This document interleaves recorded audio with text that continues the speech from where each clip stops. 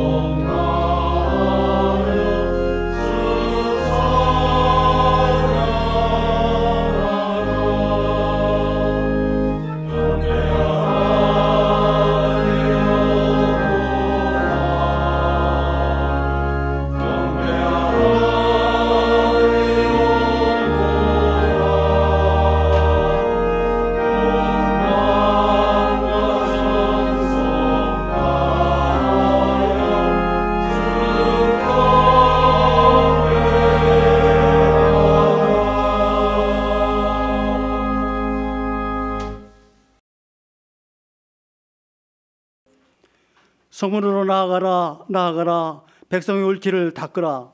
큰 길을 수축하고 수축하라. 도를 제하라. 만민을 위하여 기치를 들라. 여호와께서 땅끝까지 선포하시되 너희는 딸 시온에게 이르라. 보라, 네 구원이 이르렀느니라. 보라, 상륙이 너에게 있고 부흥이 그 앞에 있느니라 하셨느니라. 사람들이 너를 일컬어 거룩한 백성이라 여호와께서 구속하신 자라 하겠고 또 너를 바 된 자요 버림받지 아니한 성이라 하리라. 선지자 이사야의 책에 쓴 바 광야에서의 지른 자의 소리가 있어 이르되 너희는 주의 길을 준비하라. 그의 오실 길을 곧게 하라. 모든 골짜기가 미워지고 모든 산과 작은 산이 낮아지고 굳은 곳은 묻어지고 험한 길이 평탄해질 것이요 모든 격체가 하나님의 구원하심을 보리라 함과 같으니라. 아멘.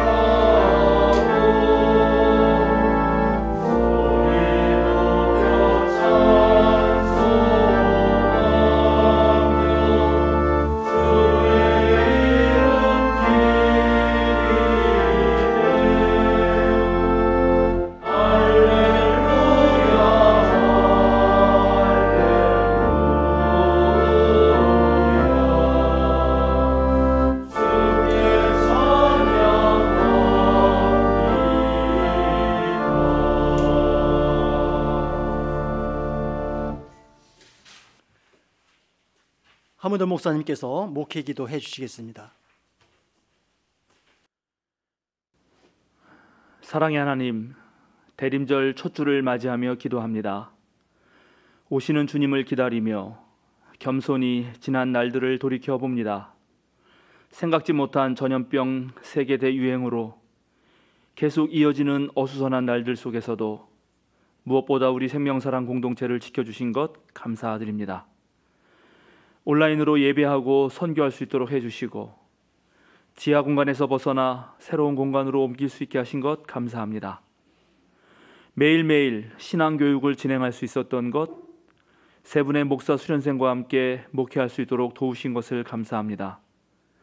힘들고 어려운 상황 속에서도 우리 교우들에게 굳센 믿음을 주셔서 자신의 삶들을 이어나가고 새로운 시대에 맞게 차츰 적응할 수 있도록 해주심에 감사드립니다. 그러나 아직 모르는 것도 많습니다. 주님, 속히 오셔서 우리를 깨우쳐 주소서. 주님, 속히 오셔서 코로나로 인하여 지친 영혼들을 위로하시고 어지럽고 혼란한 세상을 치유하여 주소서. 아기 예수께서 세상을 구원하러 오실 때 우리가 기쁨으로 맞이하고 정결한 마음으로 주님을 섬기게 하여 주소서. 오늘은 평신도 강단 교류를 통하여 주님의 뜻을 새롭게 깨닫고자 합니다. 설교하는 박종건 집사에게 함께해 주셔서 그의 입을 통해 들리는 말씀이 우리들 가슴을 녹이고 우리들의 삶을 변화시키게 하여 주소서. 한 주가 지나면 고3 학생들이 대학 수학능력 평가를 치릅니다. 준비하는 이들에게 힘을 주시고 또 다른 길로 자신의 진로를 모색하는 이들에게 주님의 지혜를 허락하소서. 국제관계 질서 속에서 흔들리는 우리나라를 돌보시어 한 민족이 서로 협력하는 길들을 모색하게 하시고 선출되지 않은 권력들이 민주적 시민들에 의한 통제를 받으며 정부의 공권력이 주님의 뜻에 따르게 하여 주소서. 주님, 우리들의 예배를 받아 주소서. 우리들은 예배를 통하여 주님의 은총을 듬뿍 받게 하소서. 생명사랑 신앙공동체의 어르신들의 건강을 특별히 지켜주시고 그들의 지혜가 빛나게 하시며 젊은이들의 삶이 더욱 생기 있게 하여 주소서. 온 교우들이 어려움 속에서도 가족 간의 사랑을 잃지 않고 믿음의 역량을 발휘하게 하여 주소서. 온전히 주님께만 영광 돌릴 것을 다짐하며 우리 주님 예수 그리스도 이름으로 기도드립니다. 아멘.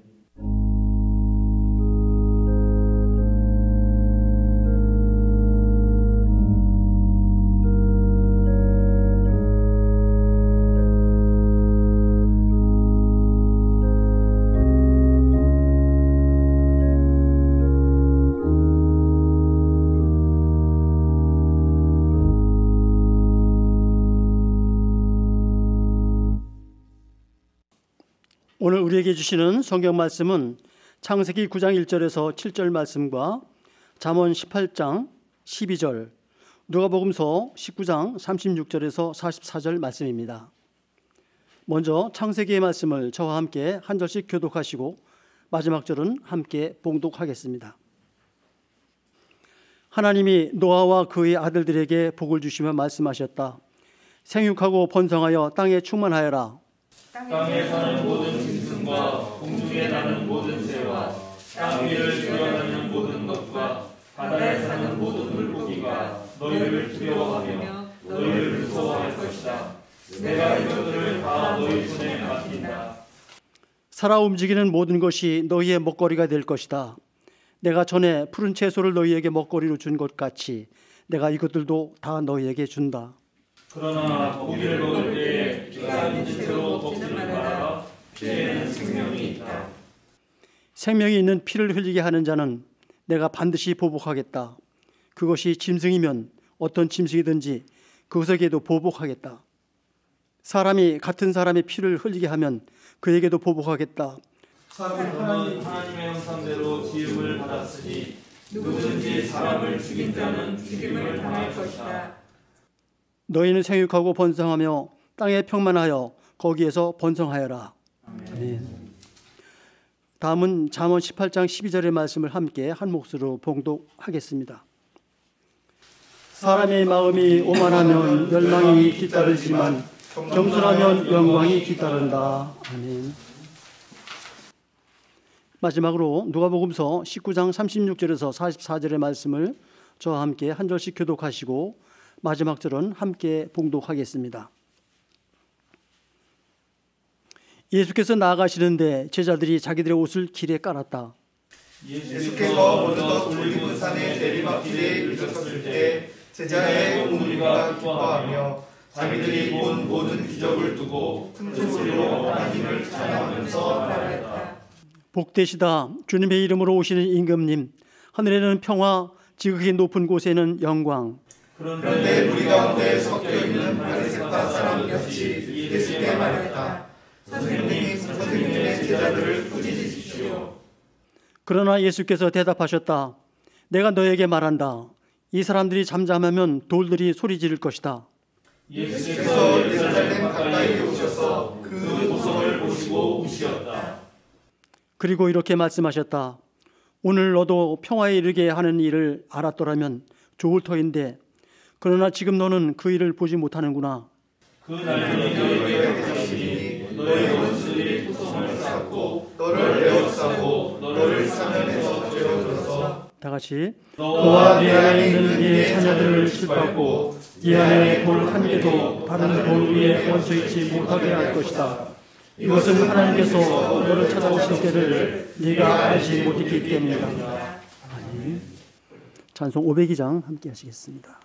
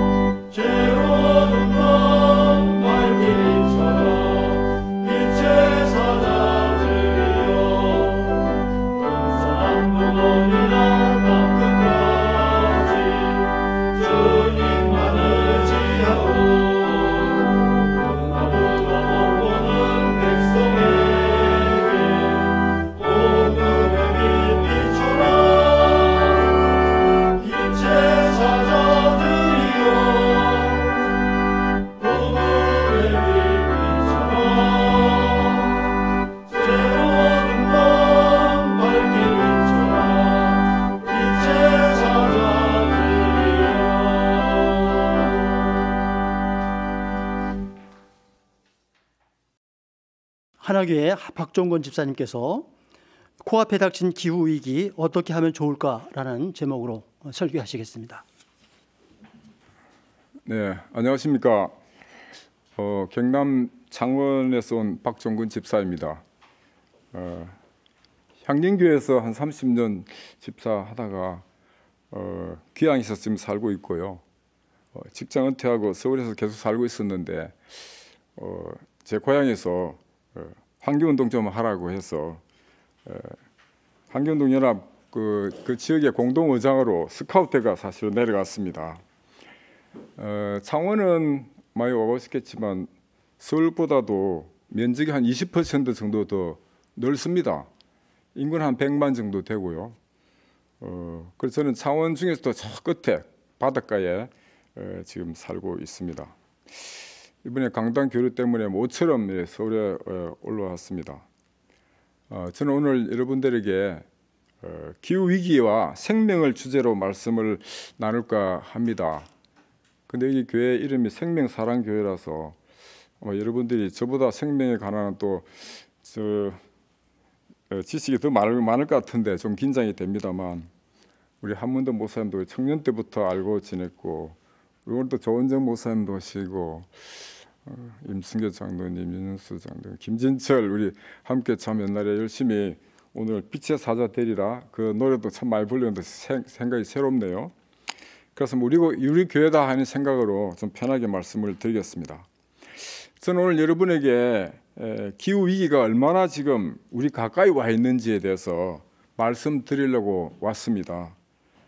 오늘 우리가 함께 읽은 잠언 18장 12절이 공동 번역 성서에 이렇게 나옵니다. 교만에는 재난이 따르고 겸손에는 영광이 따른다. 교만하면 재앙이 따라옵니다. 우리 과학자들은 이 세상을 풍요로운 낙원으로 만들 수 있다는 교만으로 인간을 제외한 무생명들을 무시하고 오로지 더 많이, 더 크게, 더 빨리를 위해서 연구했습니다. 그 결과 지금 지구는 파국의 시작점에 와 있습니다. 기후위기를 막아낼 수 있는 행동을 할 시간이 지금 5년 내지 7년 남았습니다. 왜 5년, 7년인지 나중에 말씀드리겠습니다. 기후위기라는 말은 결코 과장도 빈말도 아닙니다. 지난 9월에 어떤 시민단체가 갤럽에 의뢰해서 한 조사에 의하면, 설문조사에 의하면 우리 국민의 96%가 지금 이 기후위기라고 답을 했습니다. 물론 기후위기라고 답하는 것과 행동하는 것은 또 좀 다르죠. 과학자들의 교만과 자본가의 그 탐욕이 합쳐져서 우리 자연은 무참하게 파괴됐습니다. 초기에는 파괴되는 줄도 모르고 우리는 풍요로운 일상에 빠져들어서 살았습니다. 옛날에는 1년에 한두 번 소고기 먹어볼까 그랬습니다. 근데 지금 전 세계에는 약 10억 마리의 소가 길러지고 있고 그냥 산술적으로 계산하면 7명이 한 마리 소를 먹어야 되는 이런 상황에 있습니다. 이렇게 많은 고기를 먹으면서도 전 세계 음식의 3분의 1은 그냥 쓰레기로 버려진다고 합니다. 제가 사는 경상남도에서는요, 지금 남부 내륙 고속철도 이 사업이 지금 한창 진행 중인데요. 20분 정도 더 빨리 가기 위해서 6조 원이나 되는 돈을 들여서 하는 사업인데 이거 예비 타당성 조사도 생략하고 속전속결로 해치우려 하고 있습니다. 더 잘 살고 더 빨리 가고 더 많이 가지고 더 편하게 살려고 하기 때문입니다. 우리 코로나19 발생 원인이 무엇입니까? 대부분의 사람들은 무분별한 개발, 자연훼손이라고 이야기합니다. 맞죠? 그런데 이 원인을 알면서도 원인을 고칠 생각은 하지 않습니다. 그냥 코로나 이거를 기회를 해서 또 산업을 발전시켜 보겠다는 이런 생각들로 가득 차 있습니다. 그린 뉴딜이라는 것도 그 포장만 그리는 경우가 많습니다. 에너지 소비가 기후위기의 주범이고 코로나 위기의 주범인데 에너지 소비를 줄일 생각은 하지 않습니다. 전기를 펑펑 쓰면서 에너지를 펑펑 쓰면서 기후위기를 막아보겠다는 이 생각은 모래 위에 집짓기입니다. 기후위기의 주범이 이산화탄소고 이산화탄소는 석탄발전소에서 한 30% 정도 배출이 됩니다. 그런데 여러분 우리나라에 석탄발전소가 그럼 몇 개인지 아십니까?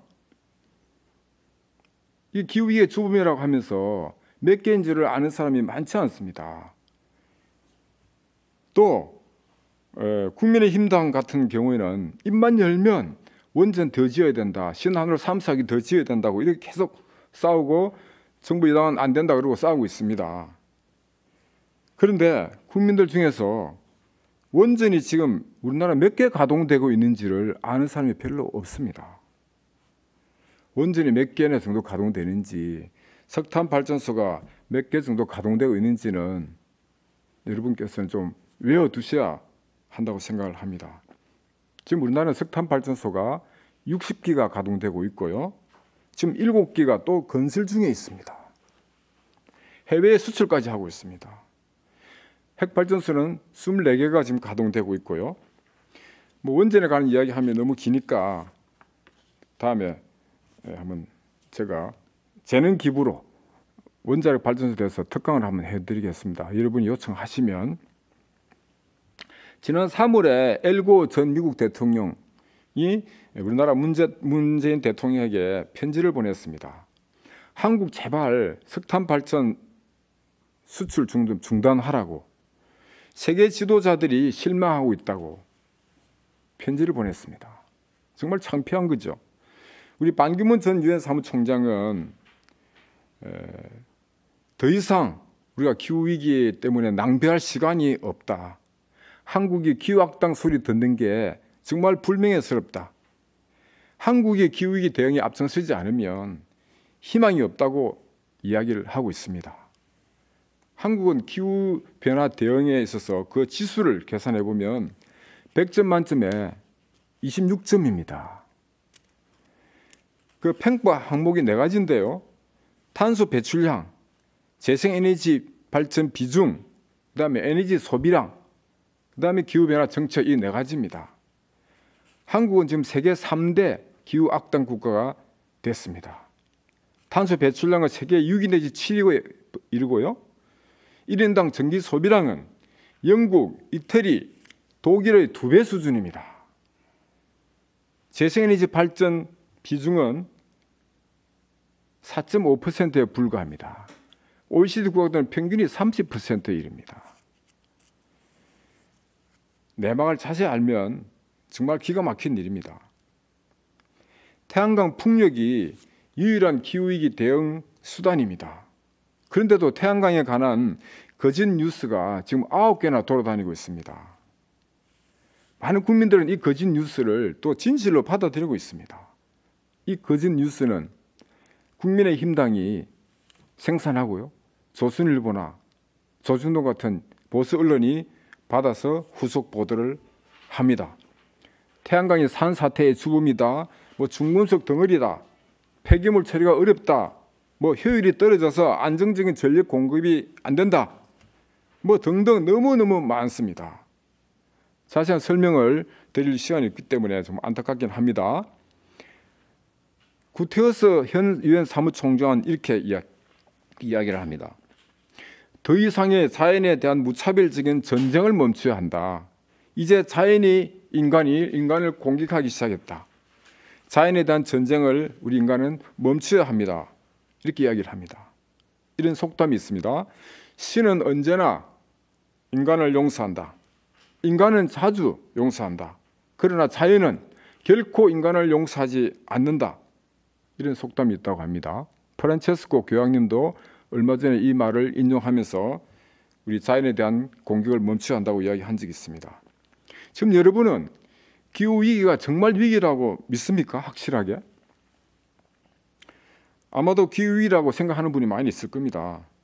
그런데 구체적으로 무엇 때문에 기후위기라고 하는지 제가 과학적인 데이터를 지금부터 말씀을 좀 드리도록 하겠습니다. 아까 말씀드린 대로 기후위기의 주범은 이산화탄소입니다. 120년 전에 스반테 아르니우스라는 스웨덴 화학자가 이 사실을 밝혀냈습니다.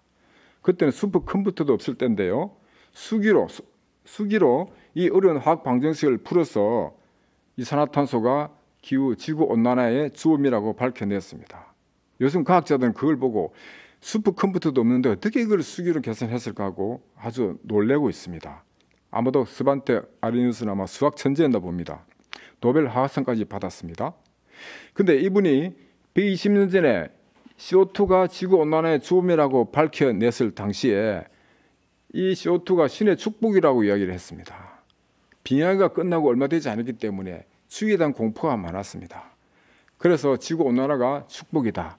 날씨가 따뜻해져서 농사도 지을 수 있고 문화도 발전할 수 있고 문명도 발전할 수 있고 그러면서 그런데도 아마 1000년 정도 지나면 이 이산화탄소 때문에 지구가 너무 뜨거워서 문제가 될 수 있다는 이야기를 했습니다. 1000년 후에. 근데 불과 지금 100몇십 년, 200년도 안 돼서 지금 뜨거워져서 문제가 되고 있죠. 그분은 아마 산업혁명 이후에 이렇게 많은 이산화탄소를 배출할지 상상을 못했던 것이죠. 그런데 여러분, 그럼 대기 중에 도대체 이산화탄소가 얼마 정도 있는가? 대부분의 국민들도 이것도 잘 모릅니다. 그냥 이산화탄소가 지구온난화의 주범이다. 이렇게 이야기만 하지 어느 정도 구체적으로 얼마 있는지 그래서 오늘은 여러분 그 숫자를 꼭 좀 외워두셔야 합니다. 지금 대기 중에는 제일 많은 기체가 질소죠, 여러분. 질소가 78%입니다. 대기 중에. 그 다음 두 번째가 많은 것이 우리가 숨쉬는 산소입니다. 산소가 21%입니다. 두 개 합치면 99%죠. 나머지 1%가 여러 가지 기체가 있는데 그 중에서 하나가 CO2입니다. 그럼 CO2가 그러면 얼마 정도 될까요? 당연히 1%보다는 적겠죠. 이 이야기를 이야기하면 대부분 사람들이 놀랍니다. 이 대기 중의 이산화탄소 농도는 지금 현재 0.04%입니다. 0.04%. 이게 이제 과학적인 용어로 하면요, 400ppm이라고 합니다. 1ppm이 100만 분의 1이 1ppm입니다. 그래서 400ppm, 100만 개 중에 400개가 이산화탄소가 있다는 거죠. 뭐 거의 없는 거나 마찬가지라고 볼 수 있죠. 그런데도 이것이 지구를 덥게 만드는 막강한 능력을 가지고 있는 기체가 이산화탄소입니다. 12,000년 전에는요, 이 CO2 농도가 너무 적어서 빙하기가 됐습니다. 그게 얼마냐? 200ppm이었습니다. 100만 개 중에 200개, 100만 개 중에 200개나 400개나 그게 그거지 않습니까? 그런데도 이 조그만 차이가 지구를 빙하기로 만들기도 하고 간빙기로 만들기도 하는 겁니다. 그래서 이 CO2는 강력한 물질인데요, 우리 빙하기를 끝나고 이제 간빙기가 10만 년 주기로 이렇게 변했습니다. 280ppm이 되게 되면요, 간빙기가 돼서 농사를 지을 수 있게 된 겁니다. 인간이 동굴 속에서 살 때는 머리가 나빠서 동굴 속에서 사는 게 농사를 안 지은 것이 아니라 너무 추워서 200ppm밖에 안 됐기 때문에 CO2가 동굴 속에서 살았던 겁니다. 근데 최근 그래서 280ppm이 지속되는 이 홀로세가 지금 한 12,000년 정도 됐는데요, 이 10,000년 정도 되는 기간에 지구 평균 온도가 4도가 올라갔습니다. 근데 최근 100년 동안의 지구 온도가 여러분 잘 아시죠? 1도 올라갔습니다. 10,000년 동안에 4도 올라간 것과 100년 동안에 1도 올라간 것은 25배 정도 차이가 납니다. 시속 100km로 달리다가 25배, 2,500km로 달린 것과 똑같은 현상입니다. 그래서 지금 빠른 속도로 이산화탄소가 증가하고 있습니다. 280이던 것이 지금 350ppm이 넘었습니다. 많은 과학자들이 350ppm이 넘으면 안 된다고 굉장한 운동을 하고, 어떤 과학자, 제임스 한센 같은 과학자는 길거리에서 데모하다가 경찰에 잡혀가기도 했습니다. 그런데 이 350ppm은 넘고요, 얼마 4년 전에 2016년에 SBS 뉴스를 보면 인간이 넘어서는 안 될 선이 400ppm인데 이 400ppm은 이미 벌써 넘어버렸다고 SBS 뉴스에 보도가 되었습니다. 그래서 350 캠페인을 할 때도 그랬고요, 이걸 넘으면 안 된다고 캠페인을 하니까 사람들이 우리가 지금 국민소득 3만 불을 향해서 가고 있는데 웬 고춧가루냐, 이런 식으로 무시했습니다. 근데 지금은 점점 더워져서 하와이에 있는 마우나로아 기상 관측소라는 곳이 있습니다. 해발 3,000m 넘는 고지에 50년 전부터 매 시간마다 이산화탄소 농도를 측정하고 있습니다. 그런데 지금 현재 얼마냐? 4년 전에 400ppm이던 것이 지금 415ppm입니다. 작년에 그랬습니다. 지금 아마 418 정도 됐을지도 모릅니다. 근데 이것이 450ppm이 되게 되면 지구 평균 온도가 2도가 올라가서 지구의 파국이 시작된다고 합니다. 여러분, 2015년 파리 협정이 지구 온도 2도를 묶어야 된다고 결의한 것이 2도거든요. 지구 평균 온도가. 그런데 2018년 인천 송도 IPCC 총회에서 과학자들이 2도 오르면 지구는 끝장이기 때문에 안 된다, 1.5도로 억제해야 된다고 한 것이 수용이 돼서 지금 현재 국제적인 약속은 지구 평균 온도 1.5도를 지켜야 된다는 것이 지구인들의 약속입니다. 그런데 지금 현재 1도가 올랐습니다. 앞으로 0.5도 남았습니다. 1도 오른 상황에서 지금 기상예변이 일어나고, 여러분이 아시는 것처럼 금년에도 엄청난 기상예변이 있었지 않습니까? 전 세계적으로도 그렇고 우리나라도 그렇고요. 그런데 이게 1.5도가 넘으면 그때는 재앙이 시작되는 겁니다. 2도가 넘게 되면 이미 지구는 파국이 돼서 복원력을 상실합니다. 2도 넘으면 그때 정신 차리고 석탄 발전소 더 없애고 기름으로 간 자동차 더 없애고 하면 되지 않겠느냐 하지만 그때는 이미 늦었습니다. 여러분 볼펜 안에 용수칠이 있지 않습니까? 그것을 조금 당기면 복원이 되죠. 시기 당기면 복원이 안 되잖아요. 2도가 오르게 되면 용수질을 세게 잡아 당기고 같은 효과를 가져와서 복원력을 이미 상실해서 이미 그때는 방법이 없다. 이런 것이 과학자들의 이야기입니다. 왜 그러냐면요. 이산화탄소는 한번 배출되면 대기 중에 짧게는 150년, 길게는 300년 동안 존재를 합니다. 그러니까 어느 시점에서 멈추더라도 이미 나와 있던 것이 계속 지구온난화 효과를 일으키는 겁니다. 미세먼지 여러분 걱정을 많이 하시죠. 미세먼지는요 배출을 중단하면 오일이면 다 사라집니다. 우리 세대에 해결할 수가 있습니다. 근데 이산화탄소는 우리 세대에 해결할 수 없고 우리 다음 세대가 엄청난 재앙 속에서 살아가야 되는 이런 일이 발생하는 겁니다. 그래서 이 아까 제가 5년 내지 7년이라고 그런 것이 이 계산대로 계산하면요 1년에 10년 최근 10년 동안의 평균을 내면은 이산화탄소가 3ppm이 상승이 됩니다. 증가합니다. 근데 최근 3년 거를 평균을 내면요 5ppm 이상 증가합니다. 그렇게 되면 5년 내에 7년이 있으면 거의 450까지는 안 가더라도 430, 440까지 육박합니다. 그렇게 되면 1.5도가 오르게 되는 거죠. 1.5도가 오르게 되면 금년에 긴 장마 54일이 아니라 70일, 80일, 90일 긴 장마가 올 수도 있고요. 태풍이 서너 개 오던 것이 10개, 15개 올 수가 있는 겁니다. 그렇게 되면 어떻게 되겠습니까? 농사를 지을 수가 없게 되는 겁니다. 지금 금년에요. 54일간의 긴 장마 때문에 일조량이 줄어들어서 벼 생산이 20% 줄었다고 합니다. 농민들 이야기입니다. 우리 경상도에 있는 농민들 제가 전화를 다 해봤습니다. 또 농업기술센터라는 곳에서는요 해마다 벼를 한 개씩 두 개씩 나달을 셉니다. 숫자를. 그래서 얼마 줄었는지를 계산합니다. 거기에서는 15% 줄었다고 이야기합니다. 농민은 20% 줄었다고요. 근데 며칠 전 23일 날 KBS 뉴스에서는 아마 그건 전국 평균을 이야기한지 모르겠지만 30% 벼 생산이 줄었다고 이야기를 해서 큰일 났다고 이야기를 합니다. 30% 20% 별거 아니라고 생각되시지만요. 금년이 그렇지만 내년 3년 후 5년 후에는 50% 70% 줄게 되면 어떤 일이 발생하겠습니까? 이미 2010년에요. 러시아의 밀 생산지에서 폭염, 긴 가뭄 때문에 밀 생산이 30%가 줄었습니다. 러시아가 밀 생산 수출을 중단했습니다. 그 밀을 수입해서 먹고 있는 옆에 있던 시리아 같은 나라가 밀가루 값이 68% 폭등했습니다. 그러지 않아도 내전이 일어나서 총알도 날아가고 하는데 먹을 것도 없게 되니까 난민이 발생하는 겁니다. 그 난민이 400만이 난민이 발생했습니다. 이 난민이 어디로 가겠습니까? 이웃 있는 유럽으로 가는 겁니다. 유럽의 나라들이 큰일 났습니다. 그 불쌍한 아이가 지중해에서 물에 빠져 죽은 사인이 나타나고 막 그러니까 유럽 사람들이 야 나라마다 좀 나누어서 우리가 받아주자 이렇게 결의를 했는데 독일은 100만 명을 받자고 했습니다.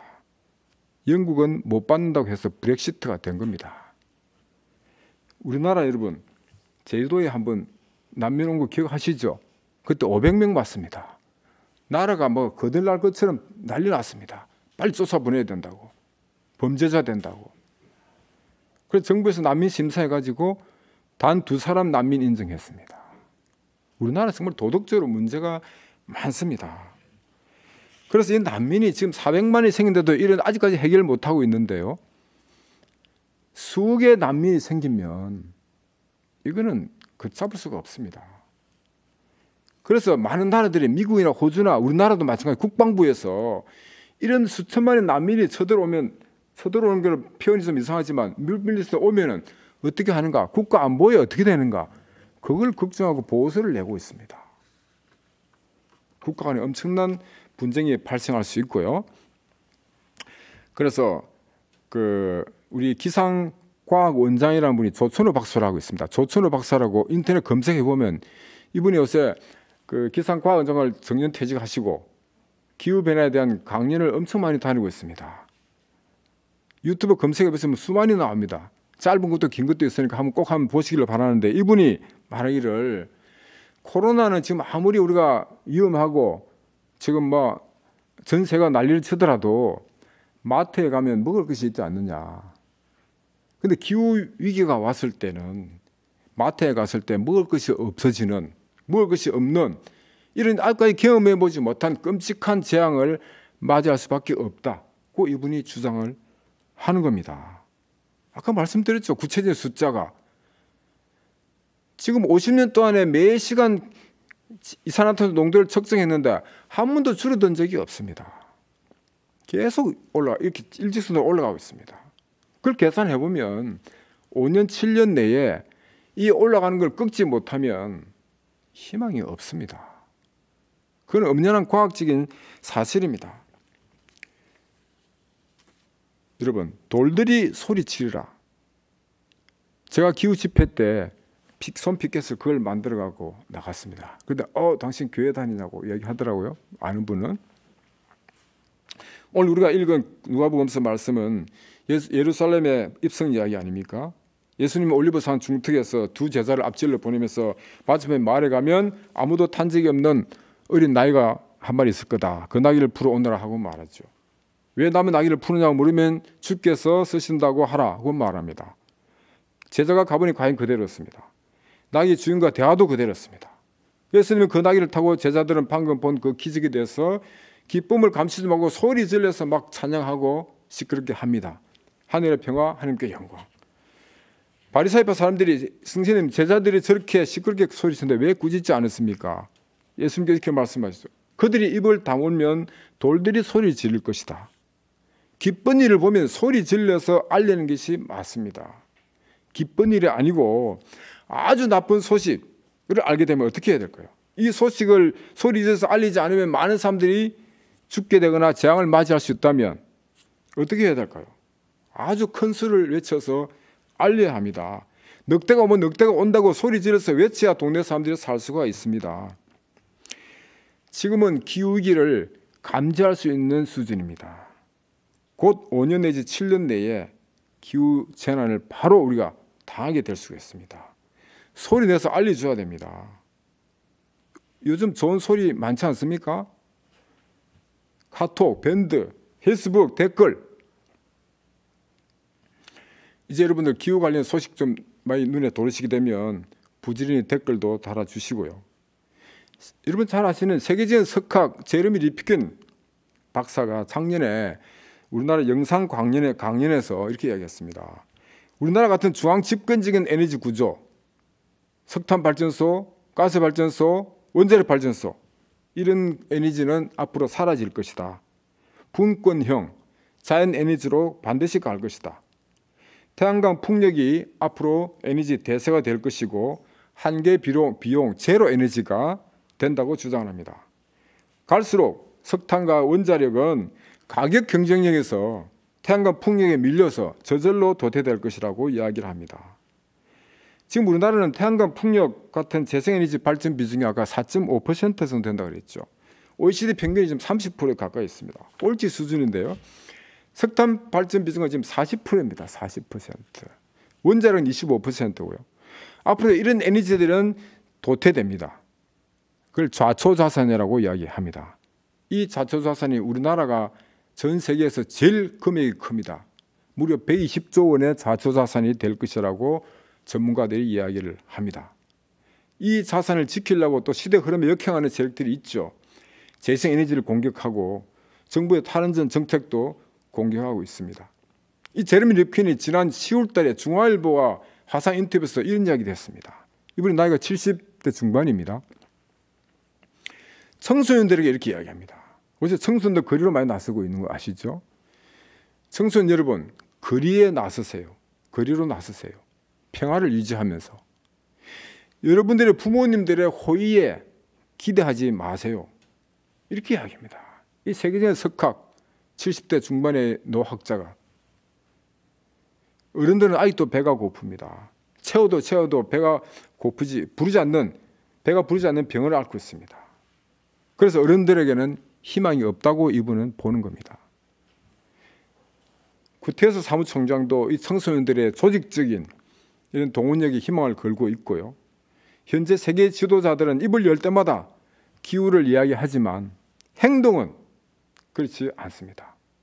정치인들이 결단을 내려야 되는데 그분들이 오로지 다음 재선만을 생각을 두고 표만 생각하고 있습니다. 그래서 스웨덴의 청소년 환경운동가 그레타 툰베리 잘 아시죠? 그 아이가 지난해 유엔 연설에서 어른들이 어떻게 우리 아이의 꿈을 뺏을 수 있느냐고 외쳤습니다. How dare you? 어떻게 그럴 수 있냐고 외치고 스페인으로 또 갔습니다. 스페인의 마드리드 유엔 기후변화 당사국 총회 COP25에 참석하러 갔습니다. 회의장 앞에 길거리에 모인 50만 군중 앞에서 연설했습니다. 저 뒤 건물에서 지금 기후변화를 논의하고 있는 저 사람들에게는 희망이 없습니다. 여기 모인 여러분이 희망입니다. 대단한 정치적인 식견이라고 저는 생각합니다. 우리 박근혜 전 대통령이 지금 감옥에 있죠. 왜 감옥에 있습니까? 죄를 지어서 그렇습니까? 뭐 죄 짓는다고 모두 대통령 감옥 가는 거 아니잖아요. 100만, 200만이 광화문에 촛불을 들고 모였기 때문에 감옥에 간 겁니다. 10만, 20만이 모여서 데모했으면요, 아직도 청와대에 있을 겁니다. 저는 그렇게 확신합니다. 그럼 기후이기 때문에 과연 100만의 촛불이 들 수 있을까요? 가능하다고 생각을 하는데요. 기후이기 때문에 농사 망치고 먹을 게 없어지면 아마 그렇게 할지도 모릅니다. 그런데 그때는 너무 늦습니다. 농사가 어려워지는 때는 저는 아까 말씀드린 5년 정도 보는데요. 5년 정도 지나도록 큰 변화, 작은 변화도 안 됩니다. 큰 변화가 없으면 1.5도 상승하는 것은 기정사실이고요. 그렇게 되면 가족도와 붙어서 2도는 금방 올라가게 됩니다. 그런데 희망이 없다면 제가 여러분들께 말씀드리러 왔겠습니까? 미국 대통령 바이든, 이 지금 거의 확정됐죠, 이제. 거기에 희망이 있습니다. 우리 차원에서는요, 바이든 확실시 될 때 우리가 뭐 당선 환영 성명까지 냈습니다. 지난 11월 8일 날. 기후위기를 막을 희망이 바이든에서 받기 때문입니다. 잘 아시겠지만 바이든의 최대 공약은 기후변화 대응에 있습니다. 그 부통령 후보 카멀라 해리스는 바이든보다도 더 혁신적인 기후 정책을 지금 공약으로 냈습니다. 바이든은 임기 중에 2조 달러를 기후변화 대응에 쓰겠다고 공약을 했습니다. 2조 달러면 2,400조입니다. 그래서 우리나라 지금 재생에너지 관련 주식이 폭등하고 있습니다. 미국의 경제력을 활용해서 다른 나라 국가들이 함께 가도록 하겠다고 했습니다. 이 말은 무역 보복을 하겠다는 겁니다. 기후변화에 동참하지 않으면. 특히 우리처럼 미국 의존도가 높은 나라는 미국을 따라가지 않고는 살아남을 수가 없습니다. 유럽도 마찬가지입니다. 탄소 국경세 내년부터 부과될지도 모릅니다. 늦으면 후내년입니다. 이렇게 외부의 힘에 의해서 우리가 탄소 배출, 이산화탄소 배출을 줄이지 않으면 안 되는 이 사안까지 지금 몰리고 있습니다. 24일이면 그저께죠. 존 케리 전 국무장관을 기후 특사로 임명을 했습니다. 존 케리라는 사람은 국무장관까지 했던 사람. 이 사람도 물론 70대 중반입니다. 외교위원장도 하고 굉장히 비중 있는 인물을 기후 특사로 내세울 때는 다 보관이 있는 겁니다. 기업 간에는 또 더 빠르게 움직이고 있습니다. 기업 간에는. 여러분 알리 100이라고 들어보셨나요? 리뉴어블 에너지 100%. 재생에너지로만 전기를 100% 사용하겠다. 이것이 알리 100이라는 캠페인입니다. 전 세계 다국적 기업 262개가 지금 가입되어 있습니다. 아마 1등부터 262등까지 해도 과언이 할 정도 대기업들이 가입되었습니다. 이미 100% 달성한 기업도 있습니다. 구글, 애플 같은 기업 이미 달성했습니다. 이런 기업의 문제는 자기들만 재생에너지로 전기를 쓰겠다는 것이 아니라 자기들 협력업체, 납품업체까지 그걸 요구하고 있다는 사실입니다. 그러니 우리 삼성 같은 반도체를 만드는 회사가 반도체를 태양광 풍력으로 만든 전기로 반도체를 만들지 않으면 애플에 납품할 수가 없게 되는 겁니다. 대통령도 그걸 아시고 계세요. 산자부 장관도 알고 있습니다. 그래서 어제죠. 문 대통령이 또 연설 한번 했잖아요. 그 연설을 보면 희망이 좀 보이기 시작하고 바이든에 따라간 것을 아마 암시하는 것 같습니다. 뭐 대통령 직속으로 탄소 감축 위원회를 만들겠다. 또 기후 특별 기금을 만들겠다. 탄소 감축 인지 예산 제도를 제도적으로 도입하겠다. 어떤 예산을 세울 때 탄소와 연관해서 다 감안한다는 겁니다. 이건 엄청난 변화입니다. 그래서 예수님이 예루살렘에 들어가서 예루살렘을 보면서 우셨습니다. 그렇게 이렇게 말씀하시죠. 오늘 너도 평화에 이르게 하는 일을 알았더라면 좋을 터인데 그러나 지금 너는 그 일을 보지 못하는구나. 예수님의 탄식의 말씀을 알아듣지 못한 예루살렘은 돌 위에 돌 하나 남지 않고 무너져 내립니다. 오늘 예수님 우리에게 말씀하십니다. 오늘 내가 생명에 이르게 하는 일을 알았다면 좋을 터인데 생명을 창조하신 하나님은 코로나19를 통해 인류에게 큰 경고의 메시지를 보내고 있습니다. 정말 인류의 생존을 위해 우리 모두가 나서야 할 때입니다. 지금 기후위기와 재앙의 시작은 그것을 막을 시간이 칼날같이 짧습니다. 함께 노력해서 하나님의 창조 질서를 복원하는 날이 빨리 오기를 주님의 이름으로 기도합니다. 함께 침묵 기도하시겠습니다.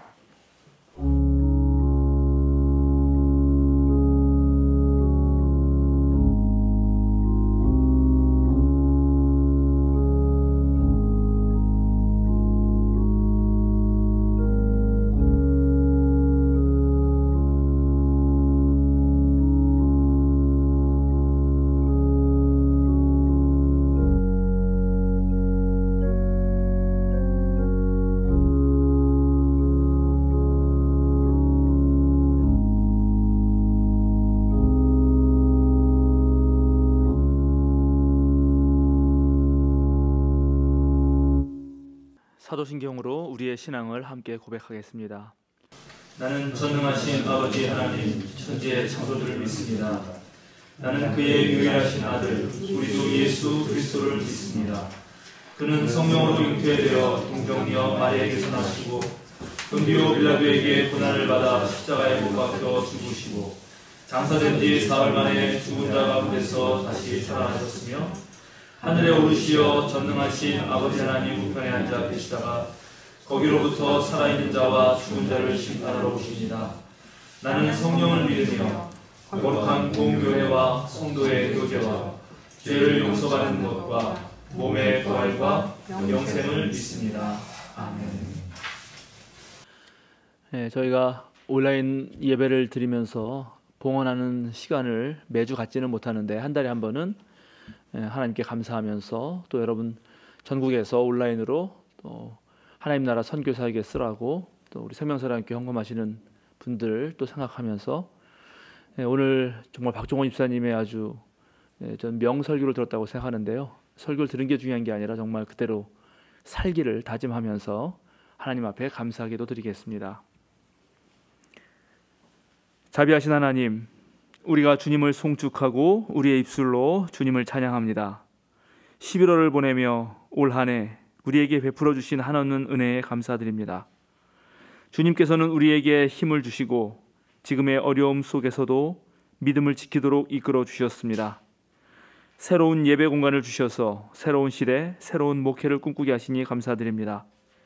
2021년을 준비하며 당회를 비롯해 온 교우들이 함께 지혜를 모으고 있습니다. 내년에도 주님의 일을 기꺼이 맡게 하시고 주님을 섬기는 일에 최선을 다하게 하여 주소서. 이 시간 주님께 예물을 드립니다. 더불어 우리의 시간과 우리 자신을 드립니다. 받아 주소서. 오늘 예배를 통해 주님께서 허락하신 천국의 기쁨을 누리고 또 저 세상으로 나아가 주님께서 감당하라 명하신 소명을 이어나가겠습니다. 창조의 하나님을 생각하며 모든 생명체를 사랑하며 또한 모든 것에 감사하며 우리 주님 예수 그리스도의 이름으로 기도드립니다. 아멘.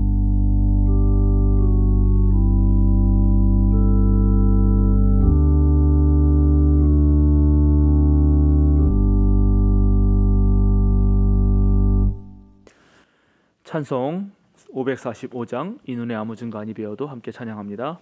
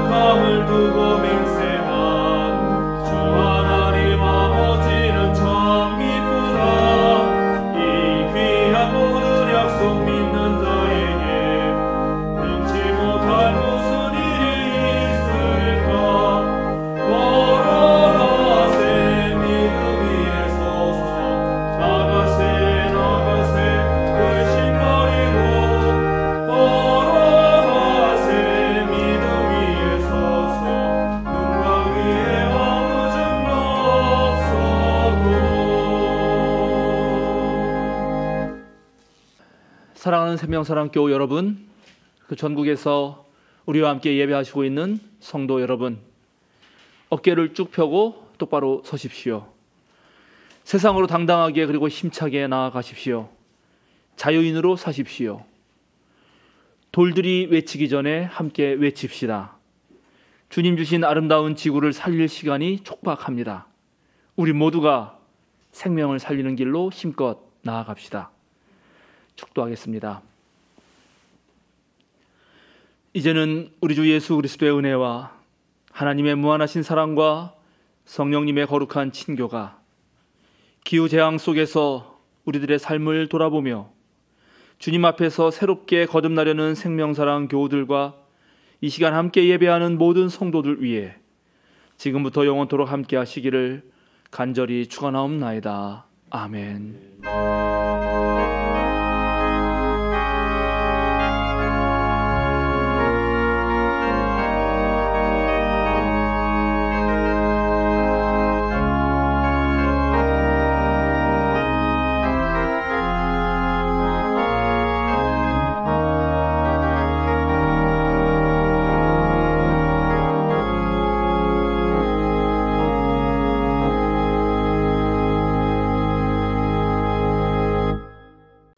알림과 사김 순서입니다.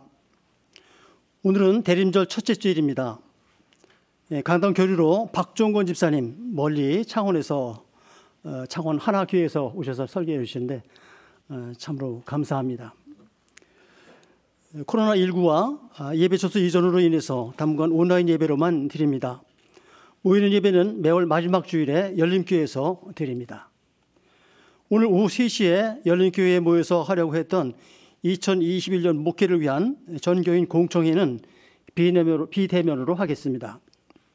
공청회 영상을 시청해 주시고 교인들의 의견을 구해야 하는 사항은 전교인 카톡을 통한 투표로 진행하겠습니다. 생명사랑 배움말을 비롯한 모든 소모임은 당분간 휴강입니다. 재개 시점은 추후에 안내해 드리겠습니다. 수요기도회는 유튜브 실시간 방송으로 진행합니다.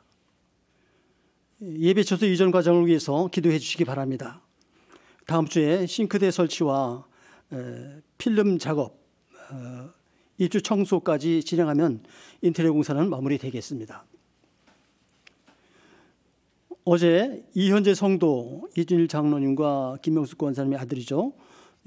이현재 성도와 권영미 성도의 결혼식을 잘 마쳤습니다. 축하해 주신 모든 분께 감사드립니다. 자기 진로를 찾기 위해서 노력하는 고3 학생들을 위해서 기도해 주시기 바랍니다.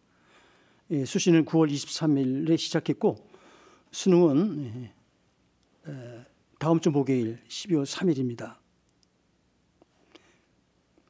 권수경, 김동섭, 나홍민, 오영석, 오승혁, 우준원, 이동원, 황아람, 홍예빈, 최준호, 나영훈, 정예원 총 12명입니다. 생명사랑교회 유튜브 채널과 전교인 카톡방에 공유하는 신앙교육 자료를 잘 활용해 주시기 바랍니다. 이후에도 적극적으로 공유해서 홍보해 주시고 온라인 선교에 함께 힘써 주시기 바랍니다. 3년 성경 통독 과정을 진행 중입니다. 매일 아침 전교인 카톡방에 공유해 드린 말씀을 묵상해 주시고 질문의 답도 찾아보시면서 열심히 참여해 주시기 바랍니다. 이상입니다.